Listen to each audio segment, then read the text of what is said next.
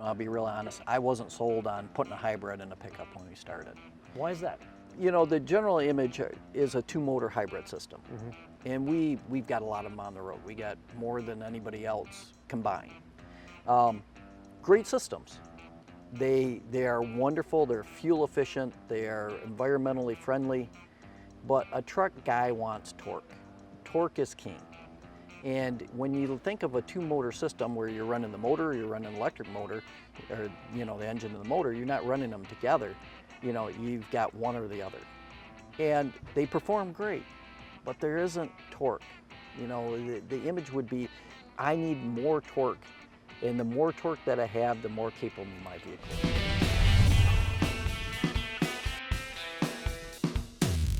We've gone from the two-motor system to what we call our one-motor system. And our one-motor system is a sandwich system. So you have the motor, you have the MG or the motor generator, you have the transmission behind it. And our current vehicles that we have hybrids in, we typically have the motor, we have the transmission, and there's two MGs in the transmission. So now we can actually drive the transmission through this MG. It isn't part of the transmission. When you look at a torque curve on a gas engine, it typically looks like this. So you raise up, you peak, you bring back down. On our V6 turbo, it's more like a diesel curve. So you bring it up, because of the turbochargers, you get a nice flat torque curve, and then you reach a peak and you come down. The advantage of the one motor system, and this is what sold me, I'm a diesel guy. I really like to have a diesel in there because I like that flat torque curve. The gas motor, you have to spool up the turbos and you have to reach 2,400 RPMs, which is really low for a gas engine to hit peak torque, and then it flattens out. But with my MG, that electric motor, now I don't have to wait for turbos to spool up. I use that electric motor to fill in that curve. So I have basically instantaneous power. It builds up until I hit the V6 turbos peak torque, and then I can use that MG again to add additional torque on top of it. And then at the tail end, when I pass the peak and I start coming down on the curve, I can use that MG to fill in.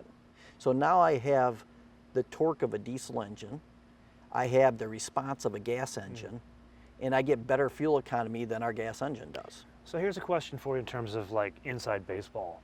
Were you dictated that this had to be a hybrid because Toyota, or you were just trying different things? We have several different powertrains, and with our new platform, I have several powertrains that fit into the platform. So it's kind of like a menu card we can come down. We hadn't started development on the one motor hybrid yet. It was on paper and it was discussion, and they're like, yeah, we can do like this. And it's a one motor, so it's completely new development for Toyota. My audience knows I'm a huge proponent of 48-volt systems. Not just the mild hybrid aspect, but there's less moving parts, hopefully better reliability. Was there a discussion of 48-volt systems in this, or you just didn't want that? There's some benefit behind them, but they don't add any power to the vehicle.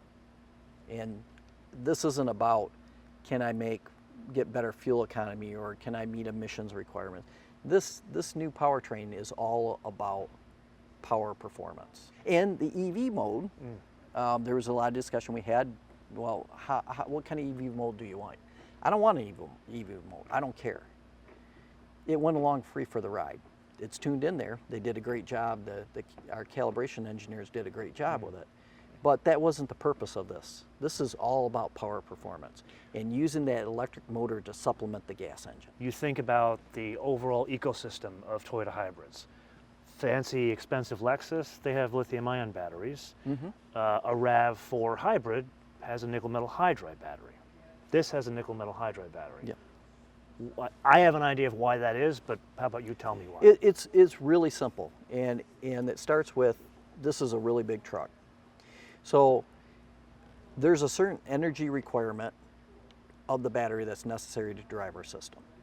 And there's two choices at the moment for us. We have nickel metal hydride, or we have lithium ion. Lithium ion has better power density. So that means the size of the battery, the amount of juice you're getting out of it, is dependent on the size.